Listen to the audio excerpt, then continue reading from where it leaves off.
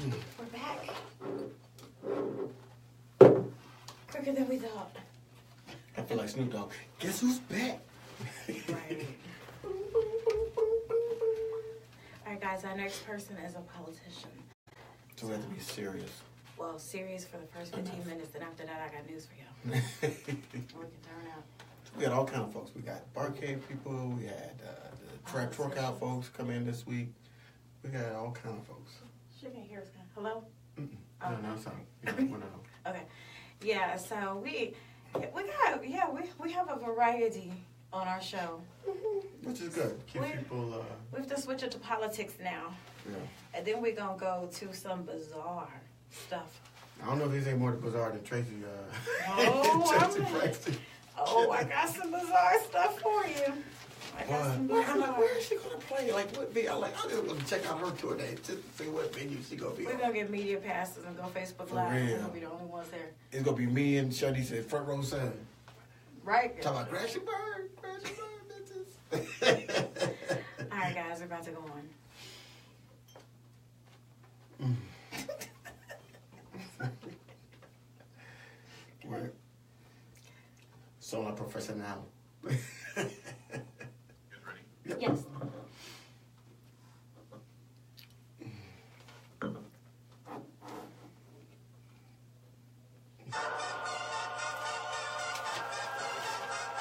morning. We are The Morning Takeover. I'm your girl, Shanice W. I'm A-Mac. I don't know how to act. Hey, this is Ellis Dean.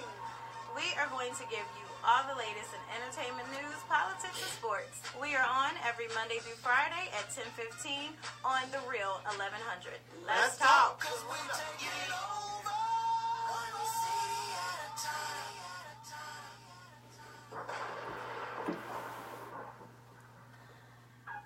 Good morning. Good morning. Hey.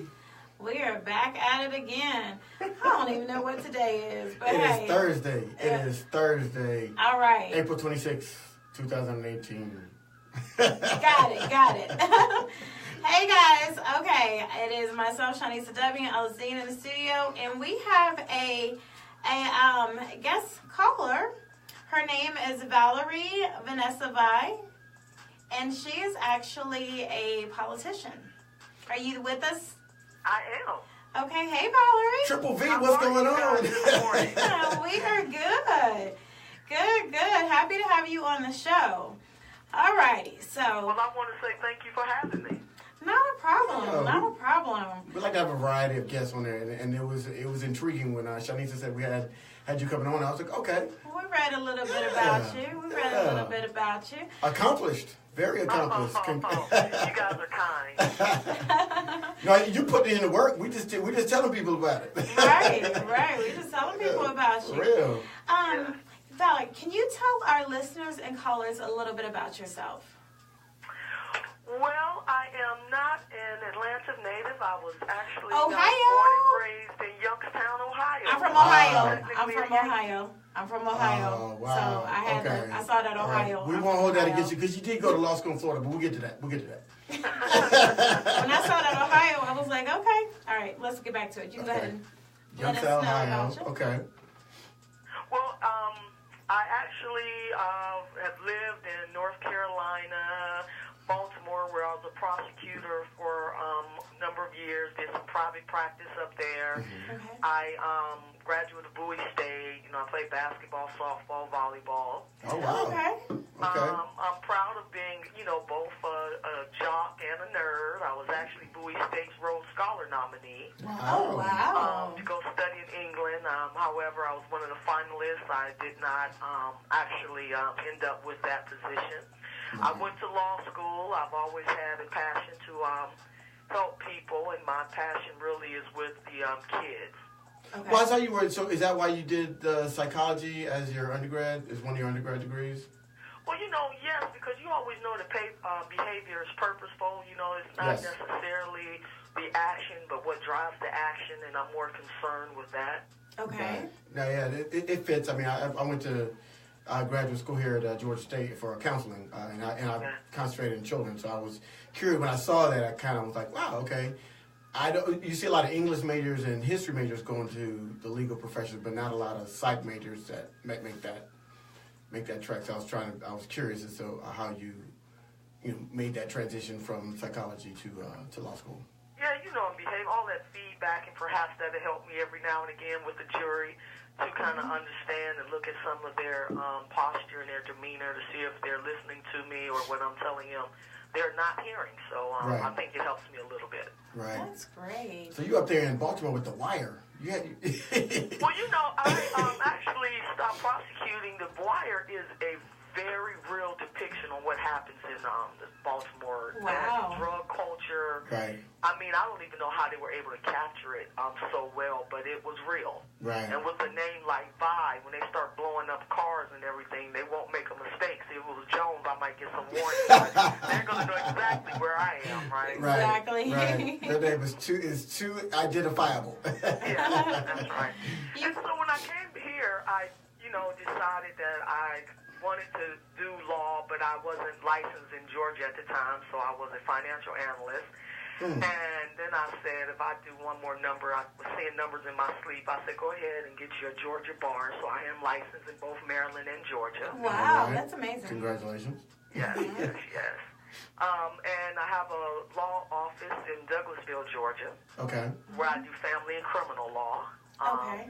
But I do a lot of the juvenile court work, use that law piece for that because I was very intrigued by Judge Tesk and his realization that, when you start getting suspended and kicked out of school and alternative schools, it's like the school to the prison pipeline. Right. Right. So I really jumped into that. So that's my passion in my election is that I want to represent people of District 62, but I think that if we're going to really capture and hone in this wonderful energy of our youth, we have to kind of start with them.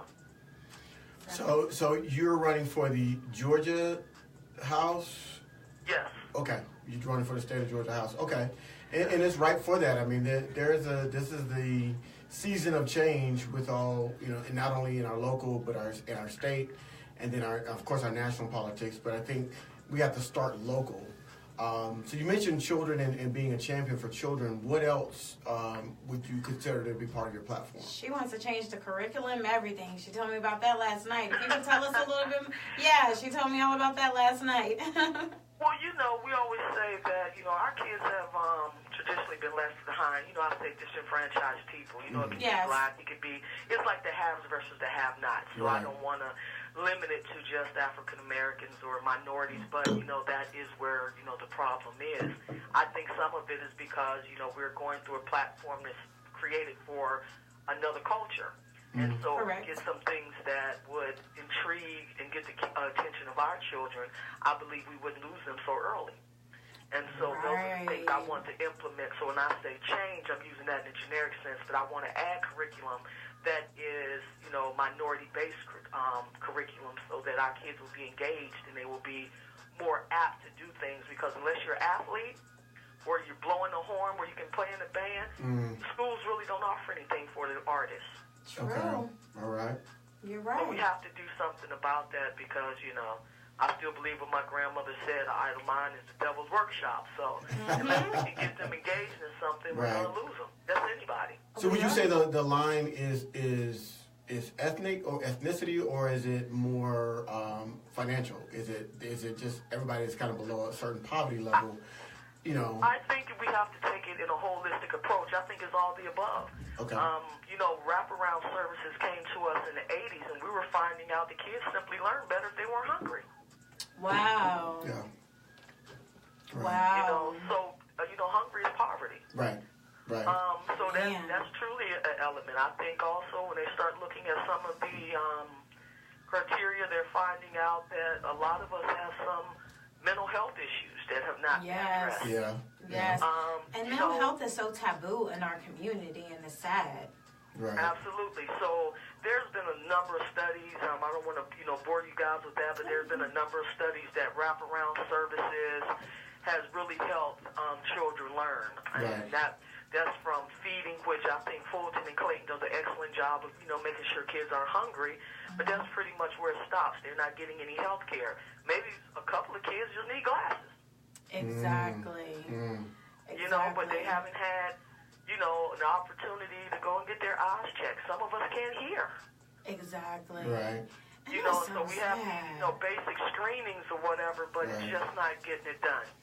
If you got a toothache, you can't learn nothing because all you think about is that tooth hurting. If you don't go see the dentist, I mean, if you're sitting there with different problems, I mean, if you're hungry, if you're sitting there and you do have a mental disorder, you do have some type of pain that your mom can't afford to, I mean, that does affect learning. It affects everything. It does. And so those are some of the things I want to, bring, because we always want to put it on it. And I'm not saying that it's not a problem, so please hear me. It's not just our school resource officers. That's not the problem. It's not the teachers. A lot of teachers are still there because, first of all, they need jobs, but some of them really want to do it. Some of them really care. Help. And we have to hear them on wanting this help.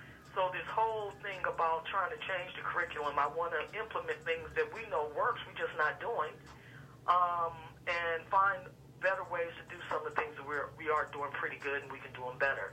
And I think that would have an impact on itself. But to your point, other things that I have on my platform is that I want to make sure that we get a living wage.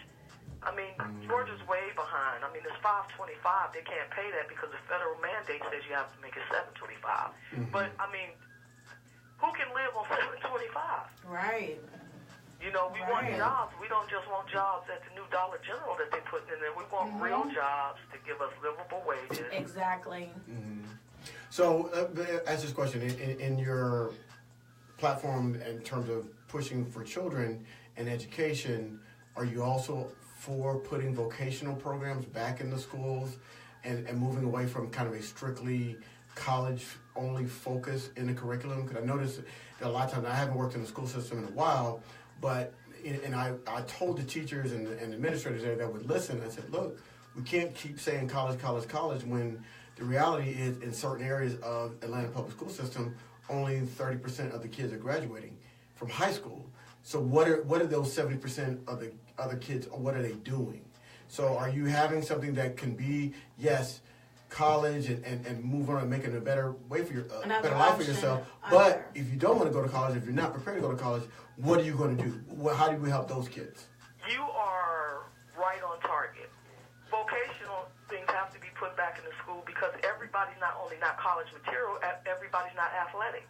So if you're not athletic or want to cheer or do something that's aligned with the athletics, then there's nothing for you to do. How are we going to discover our next Tyler Perry? Right. Exactly. How are we going to, even show that, being a mechanic, we can almost call them shade trees. They have a pretty great living because they were a lot cheaper than the dealership. Yep. But we want to get licensed people to get up under the hood, all these metric tools and everything that you need. But we remember there was a shop class when I was coming up. Yep. Yes, I remember that. Of course. And people grew and decided they wanted to do CAD. They don't have those anymore? Oh, they're slowly bringing them back, but for a while they got rid of all of it. I remember those. They got rid of all of it. Okay. And I think it was for cost, and that's another whole other. We could take that on to another conversation about how the budgets are being cut, and that what goes. The vocational programs go, the physical education program goes, and there's studies that show there's a direct link between your physical health and your mental health. And so if you can connect those two, where you have a child that's just, especially the younger kids, just sitting in the classroom and not seeing the gym teacher maybe twice a week, once a week, that's not enough. That's not enough. I agree. That's right. I agree with you 100%. So we have to do, so these are the things I'm talking about, changing the curriculum. We always doing something with the learning piece, but there's other things that go into learning. I think we need recreation centers, in our neighborhoods where kids can do some things that, everybody either had a Boys and Girls Club or some type of center, and we wanted them to be happy at grade time too. So they were lined up and wanted to see our report cards. So it was more than just your mom; it was that village. And I don't think kids think we really care about them. We say that we do, but it's like we don't have time. And I want them to know that we have time for them because they are our most vital resource. Let me ask you a question. This might be a tough question. And we're gonna go to our break, and we're gonna ask this question after the break. So give us 1 minute, and we're gonna ask you about other things that are going on in the world. We're gonna keep you on for the full half. We're gonna keep you on. Okay. All right, so just hang with us.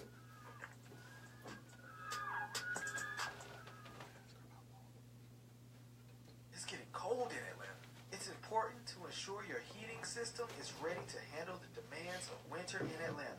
Like your vehicle, your HVAC systems require regular maintenance. If not properly maintained, you risk dealing with the discomfort and hassle of a broken heating system at the coldest time of year. Following our tips to ensure your heating systems will be running efficiently while saving money on your energy bill. I said, what's up? I think I saw John on there too. What's up? Oh, Katie. What up, John?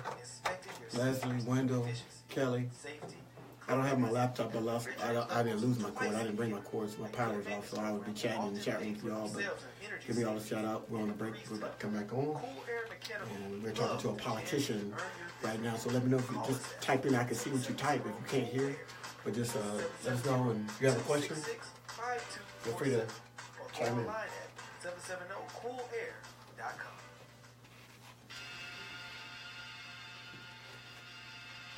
And we are back, and you're listening to the Morning Takeover right here on the Real 1100. I'm your boy Silly Thoughts, aka LSD, and I'm sitting across from Shanisa W. And before the break, we were talking to Valerie Vi, and she is running for the Georgia House here locally. And we were having a great conversation talking about children and education and how they're our future, and that's a big part of her platform. But I want to take a bit of a turn and say, hey. There has been, over the past several years, and of course under this regime with the president, kind of some growing tensions between the minority community and law enforcement. How do you plan to address that and help heal and help close that divide between minorities and law enforcement? Okay, just before I get to that, make sure that they know I'm running for District 62. And I say that because that is my electric. That who gets me to the House, District 62. And that encompasses South Fulton, East Point, College Park, Douglas County, not Douglasville, as well as a little sliver of Union City. Okay. So I wanted them to know exactly where that is. However, once I'm elected, I will be voting and making decisions for the entire state of Georgia. Gotcha. And I think a lot of people not really sure how that works, and I wanted to make sure that they were. But you're the representative. You'll be the voice for your district, which is District 62, and hopefully you'll be voting to support that district, but also that you have all Georgians in mind when you make it into the House. That's correct. Okay. That's correct. Okay. Well, one of the things that, you have to tell the people, the truth. The difference in what you're saying as far as the tensions between law enforcement, we have done some different things on the school levels with police officers, and that has we need police officers in school. I mean, the way things are going right now, you would never think you need police officers in school or, security, but with all the mass shootings going through schools and everything else, it's sad that we even have to address this. But can I ask you what you think about these mass shootings and what needs to be done? Well, when you look back at all of it, like I told you, we have some wraparound programs. We've been able to see that some of these folks were unstable from the beginning. Would you mind explaining wraparound programs to people who don't know what that means? Wraparound services actually started around the 80s, and what it is doing is saying that we have to find out other needs of the student other than just in the classroom, because that student comes from various home environments, various sicknesses, various illnesses.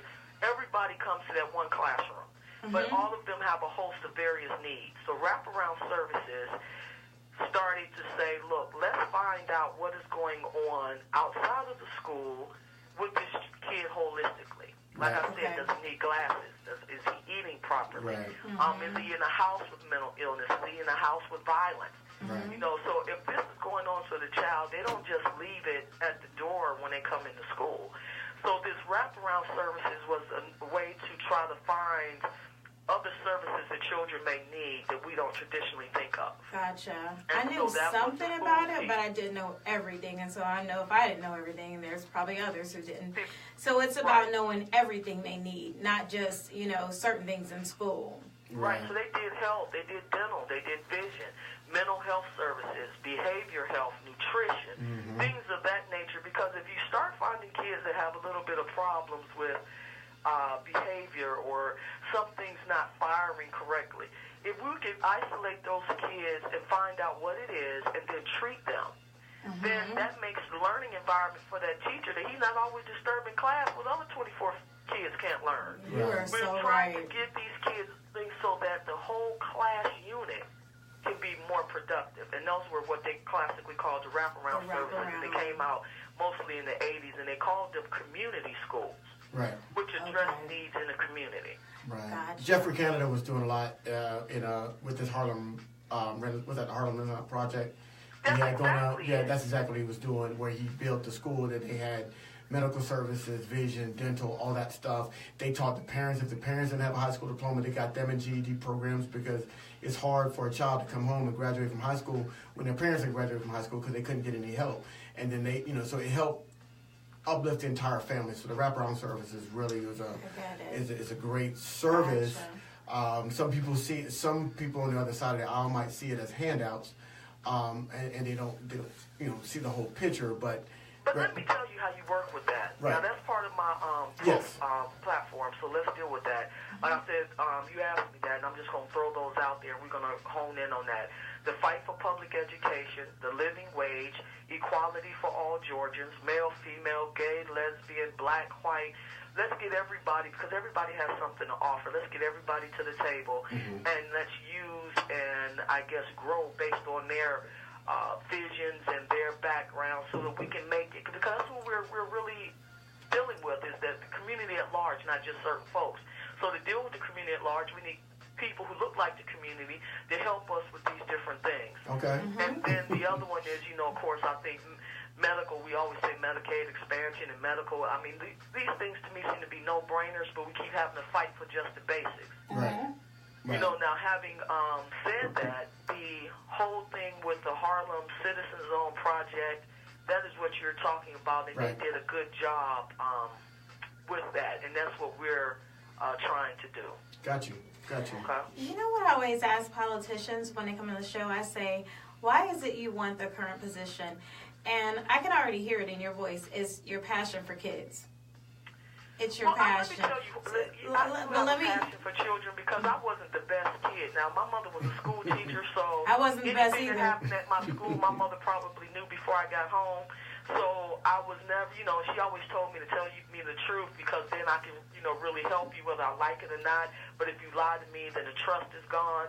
Those type of things we really don't believe in, but it really helps when we really can say, well, this kid, tell me he doesn't lie to you, so he's telling us the truth, and those types of things, which we can better assess the situation.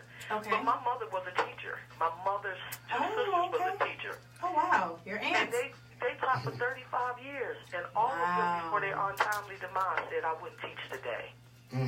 Wow. Why do you think that is? I'm a part of a school teacher, too. Why do you think that is?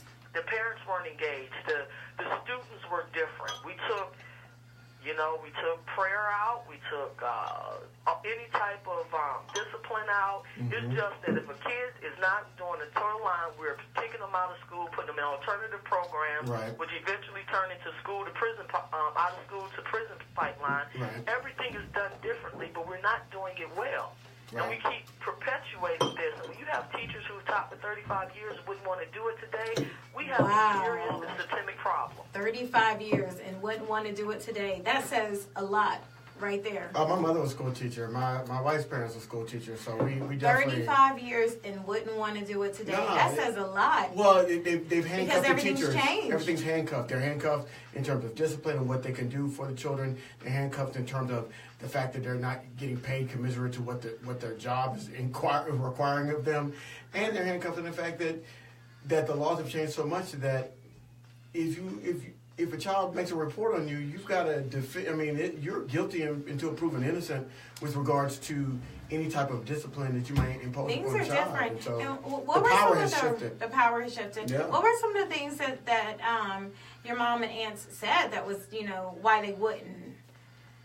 Well, basically, when you did something in school, when we did something in school, our parents instantly went to us and said, what is it about your behavior that can change? Right. Now, if something happens in school, the parents are up there trying to put their hands in the teacher's face. Exactly. They're not addressing that their kid was inappropriate. Right. It's the teacher's fault. Yep. Now, and oftentimes, we know everybody's not perfect. The police aren't perfect. The teachers aren't perfect. But every time something would happen, and I know there was very different situations with me where I think the teacher was, flat out wrong. But you know what my mother's response was? You better learn to deal with it because she has her education. You better get yours. Exactly. All right now, Mama. Right. Hey, I feel it.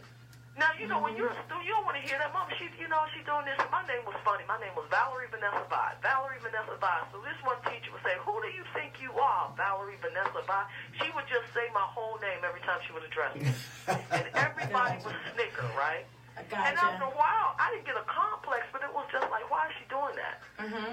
But, that was just something that I had to deal with because if I learned to deal with it in school, that made it easier for me to learn to deal with things on my job. So I wasn't out of work. I wasn't always running from tough situations. Right. I could never quit anything. Right. So we got to instill some of these principles back. So when kids don't have these and you can't get it at home because there's a lot of things going on at home, that, our parents kind of made us deal with it. They whooped it out of us.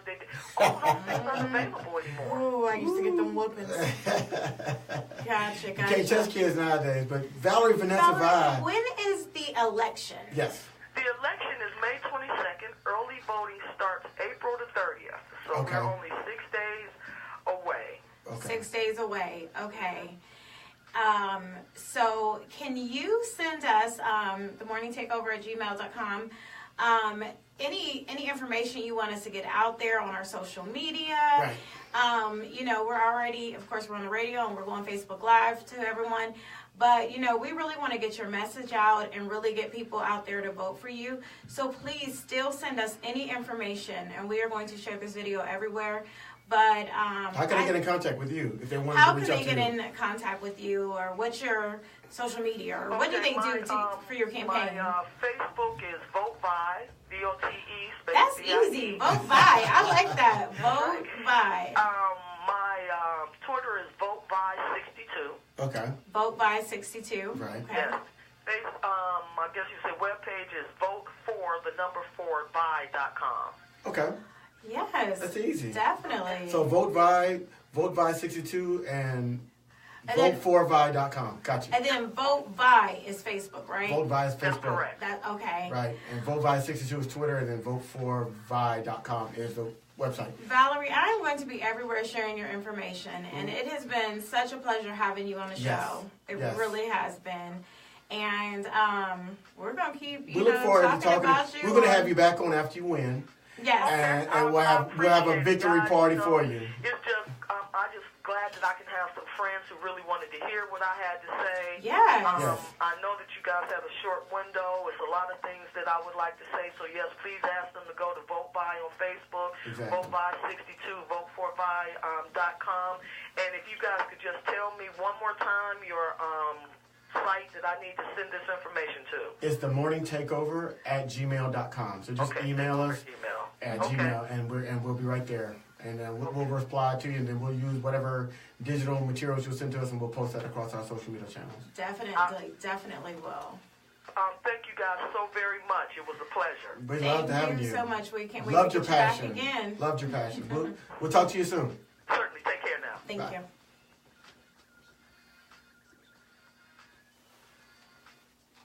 Do we have any stories? You want a quick one?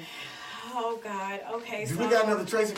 I got so much, but, Val was so good. Like, I couldn't, I know. Okay, I can run through some things, but really, like, it's going to be, yeah. Yeah. Okay, Keisha Pulliam, how do I pronounce her name? Keisha Knight Pulliam. Yeah. Okay, Rudy. Okay. Y'all know So Rudy wins custody of her child, and she, the divorce is final. That relationship went south so quick. It was like they was together, baby, married, and then like she was just with Tiger. Big Tigger. I'm sorry, not Tiger. She was with Tigger. Then all of a sudden, and Ed Hartwell slipped in, knocked up, and then dipped. So he's having to pay $3,007 a month in child support, and the woman he's living with is also pregnant. He's a girlfriend. Oh well, that relationship about to end. Well, but she knows everything. He got that Tristan Thompson. He get her pregnant and dip on her. Well, and this is the thing that one of the things that was in case. Allegedly. Everything's alleged. One of the things that was in the case that I have to say is he takes medication. I don't know if it's mental illness, but that's what they were kind of alluding to. Oh. And so they said something about his inability to take care of his child. What do you all think about that? I don't believe that. You know, I don't know what he suffers from. I don't know any. He don't need to take a medication to put on a condom. Oh, okay. See, so we got Ellis over here being real raw. I'm just being real. But I mean, that's what it is. Their divorce is final. You don't want to pay for no kids? Put on a condom. It's that simple. The Rock.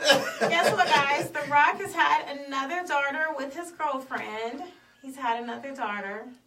And he want a son so bad. He gonna keep spraying. He gonna keep spraying them little rocks all over the place. The Jackson family is very worried about Paris because her and her girlfriend they've been seen doing kind of erratic. I mean, not erotic, but erratic, crazy things. It's close. And then they saw her. She went on Facebook Live, and she was walking on a ledge on a skyscraper where she could have fell over. And she's maybe Michael Jackson did father her. And so, anyway, she's been doing a lot of things, and the Jacksons are very concerned for her. That's Guys, right. I have so much, but it's going to have to wait. We're gonna get to this on Friday. We're going to get to all this on Friday. Yes, we will get to everything on Friday. That's a lot. Yes. All right, guys, I'm Shanisa W. You can find me on Instagram, Shanisa Whitehead on Facebook. And I'm your boy, Silly Thoughts. That's SILLE Thoughts on Facebook, Instagram, and Twitter. And you can also follow the show. We are The Morning Takeover on Facebook, Subscribe Instagram, on YouTube. And on our YouTube channel. So we will see y'all Friday tomorrow. Thanks, guys. Peace. Right. Yeah, I wasn't saying the show was ending. I was trying to say that. Let's get it off. I got so much like news, but it's gonna wait. JB, you a little late today. You must be chilling in that. When I tell y'all, I have so much news about the shooter and all kind of crazy stuff that we should have that should have been caught. But pink dresses and rifles and I'm gonna wait. Okay, guys. So this is what we're doing this week. We're pre-recording. Ellis and I, we have a busy schedule this week, so we are pre-recording. So today we were saying it was Friday, Thursday. Okay, and we're gonna come back Thursday at 6 o'clock. Is it 6:30? Thursday at 6. Okay, and we're gonna go Facebook Live and we're gonna do our show for Friday. And that's where I'm going to let you guys know all this other crazy news. It won't be old news because it's too crazy to be old news. We'll have more information about that shooter. Oh, I have. Yeah. Believe me, I have everything I don't need to know anything else. When I saw he was white and he killed 4 black people, I was like, I know what this is about to happen. This is going to be my issue. He had guns. Nobody thought he was going to do anything. He's had multiple run-ins. He got arrested in D.C. with all that foolishness. I just want to let you know I have a long list of things that this man has done, even as of last week, to where he should have been locked up and should not have been able to kill 4 of our brothers and sisters. And when I say I have a list over the last 2 years of craziness, do you guys realize that all these shooters, like, it's been so many things that, like, we should have caught that... No, because the media in America culture says that violence and murder come from minorities. And so you could have a crazy white kid, oh no, he's just a little, leave him alone. And they don't see it. They don't see it until it happens. And we should. And, with all these shooters, it's always like, we found out all this stuff later. But when I tell you all, this guy who did this Waffle House shooting... When I tell you guys everything he's done in the last 2 years on Thursday night, you guys are going to be like, what? And like just as of last week, honestly, he should have been locked up to where these 4 people wouldn't have even died. And the police made a mistake. But you saw the way they apprehended him. I'm going to tell you guys. How many black men have we talked about over the past 2 years that have been killed without a gun? Just like the dude in Sacramento. Cell phone. shot him 20 times. This dude has already killed 4 people, had an assault rifle, and has a history of being deranged, and they still took him in without incident. Guys, how does that happen? So the police have the ability to take somebody in that's dangerous, that's proven to be dangerous, that has a weapon. They have the ability to bring him in without killing him, without shooting him. But a brother standing on his grandmother's back porch with a cell phone, they all afraid for their life. See, that's the part of stuff that pisses me off. And that's why y'all don't get any respect. And that's why y'all have to apologize with the Starbucks thing. And everybody's mad about them having to apologize. I'm like, why? They need to apologize. Oh, well, I can't trust you to do your job. I just want to tell you guys, when I unload, which I thought I was going to do today, but it's okay. Because we had, Valerie was good. Valerie, oh my passionate. God. I get to talk to her for an hour. Like, she was great. Yeah, she's passionate. So, I mean, she's passionate, and she, I believe in a lot of everything she said. And I believe we have to start with the kids, because the kids become adults. So, like, it starts with the kids. But back to the shooter, I'm going to tell you guys every bizarre thing he's done in the last 2 years, and you will realize that, I don't know, like, society, not saying us, but society has to take some blame. His father has to take some blame. These police, like, people have to take blame, because these kids are given all kind of signs that they're crazy. Like, I mean, or I shouldn't say crazy, but that they have mental, disorders. I mean, this man really, really believed Taylor Swift was stalking him. There's so much, y'all. Thursday night. Yeah. I have so much to Thursday. I have so Thursday much to Night tell you Live. We're guys. going to call it Thursday Night Live. Thursday Night Live. I think we have any interviews on Thursday, so I think we're good. Yeah, we're just going to do, I have everything about, the Waffle House killer, and then, today is Tuesday. In 2 more days, I'm sure I'm going to have a whole bunch of entertainment news. So yeah. It's just, Celebrities fail to disappoint. Yeah. They never fail One to thing, disappoint. do you know what? We have the most secure jobs in the world. Yep. As long as it's celebrities will always do stuff. Celebrities will always do stuff. But can I tell y'all this real quick? Tiffany Haddish went berserk. This was something I was going to say. She lost it on the camera, right? Because her and her girls, they fly to, L.A. They get to L.A., right? They have, when I tell you so many suitcases, I don't know if it was moving or what, but they got so many suitcases, right? And TMZ photographers, TMZ people, TMZ people watch them, lugging all their stuff in, like, sitting there just, looking at them. When I tell y'all they had a crazy amount of bags. So they're putting all their stuff in, and then after they get everything in, TMZ rushes over and starts trying to talk.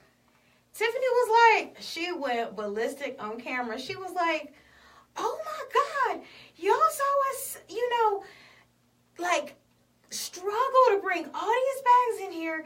Y'all are standing there leaning up against the wall. She said, I would have told you anything you wanted to know. I would have even told you who picked Beyonce if y'all would have helped us. She said, I would have said anything. She said, but you bitches actually said, she was. I would have gone off too, though. She was like, because it was several of them, and they waited. And when I tell you this escalated with, like, they had so much, it was a lot of luggage. I don't know what all was going on with all the luggage, but I mean, they stood there like this, she said, like, it's just like, and then afterwards they came over like, hey, Tiffany, and she was like, I can't believe this. Y'all watched us do all this shit.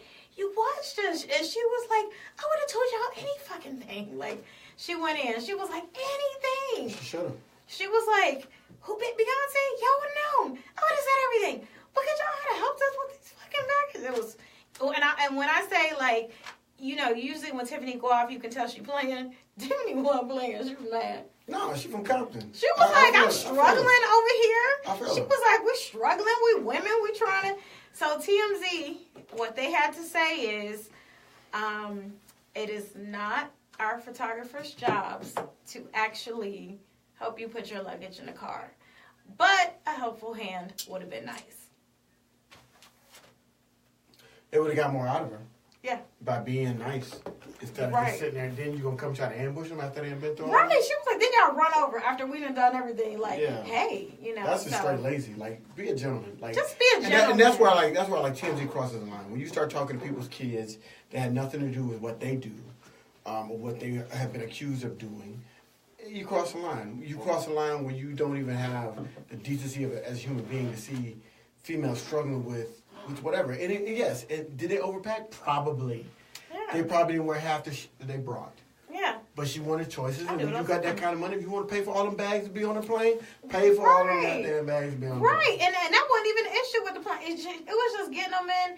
I mean, they was lugging them in, and then Why they didn't pay the little dude? You know the dude that always be waiting there with the cart? They should pay that dude. man, maybe he wasn't available. She got money. She Maybe could he have do it broke right bread there. with that man. Maybe he wasn't there. What? You're Tiffany, my girl. You know, maybe he wasn't there. Tiffany, if I would have saw you, I'd have helped you. I'm a woman though. I'd have got you some men. I'd have been like, I would have helped you. I'd be like, let me help you. Let me help you. But and the TMZ people were all guys like that was out there trying. Oh yeah, I know it. Cause it's always the dudes that be running up. They have the dudes running up. You know, it's crazy. It's crazy. Yeah. So TMZ is savages. TMZ, yeah, for R. Kelly's daughter, yeah, that was, yeah. But anyway, guys, thank you for joining us. Yep. Kind of had a plan to do half, interviews, half entertainment. But Valerie was so good. I'm sorry, and her message was so powerful. So Yeah, sometimes we got off script. We did that last week with Brother Funny, and we got off script on that with him. Because of me. We did a whole show with him. So it happens, it's live radio. We're going in, and when you get somebody that's good, you want to continue. And so that's the beauty of you being able to get behind the scenes and watch us. So, but we'll see y'all again. We're going Thursday Night Live. We'll be on Thursday night, 6 p.m. Thursday Next Night week's Live. schedule will be more normal. We'll just be Monday, Tuesday, Wednesday. 6-ish. Yeah, 6-ish. 6-ish on Thursday. And then next week we'll be back at we'll our be 10-ish back time. every day at 10-ish. Yeah, next week. So thank you all for joining us today. Hope you learned something from Valerie Vi. And we'll see y'all next week. We'll see y'all Thursday. Thursday. Tune in Thursday. Bye, guys.